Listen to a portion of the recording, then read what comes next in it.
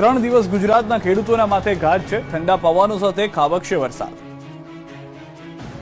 ગુજરાતમાં કાળઝાળ ગરમીને અચાનક બ્રેક લાગશે અને ઉનાળાની વચ્ચે ચોમાસું શરૂ થાય તે રીતે ધોધમાર કરા સાથે વરસાદ પડશે.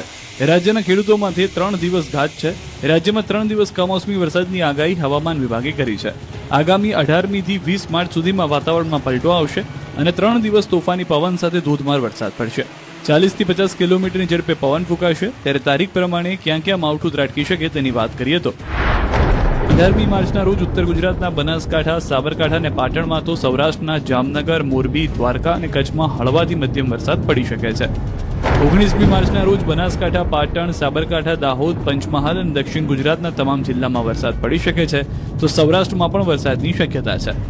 20 માર્ચના બનાસકાંઠા, પાટણ, સાબરકાંઠા, મહેસાણા, સૌરાષ્ટ્ર, કચ્છમાં માવઠું મુસીબત બનીને વરસશે. 18, 19, 20